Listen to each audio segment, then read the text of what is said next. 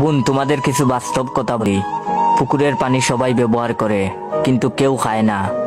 আলু সবার সাথে মিশে, কিন্তু সবাই খেতে পছন্দ করে না। মিষ্টির দোকানে এমনি মাছি বেশি থাকে, ওইটা দোকানদারের অ্যাটিটিউড না। খোসা সহ একটা কলার দাম 5 টাকা। ঠিক ওই কলার যখন খোসা ফেলে দিবে, তখন ফ্রি দিলেও কেউ নিবে না। তখন এটা মশা মাছির খাবার হবে। তোমাকে এটাই বলতে চাই, তোমার দেহকে এমন করো না যে সবাই পুকুরের পানির মতো ব্যবহার করে। তোমার মনকে আলুর মতো করো না, যে সবাই মিশবে বাট সবাই পছন্দ করে না।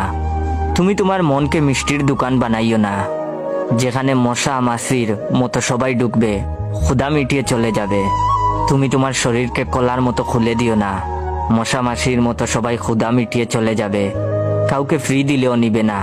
তুমি আজ যাদের সাথে কথা বলে মজা নিচ্ছ বা দিচ্ছ, তারা তোমাকে ব্যবহার করে, ব্যবহার শেষে ফেলে দিবে।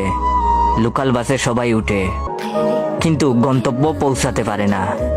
যে তোমাকে আজ খারাপ বানাবে, সে তোমাকে কাল বলবে ও ভালো না, চরিত্র খারাপ। গালি তো আছেই। বর্তমান পরিস্থিতি বড়ই ভয়ঙ্কর, মোকাবেলা করতে পারবে না। আমার কথায় খারাপ লাগলে নিজের আপন ভাই মনে করে ক্ষমা করে দিবেন।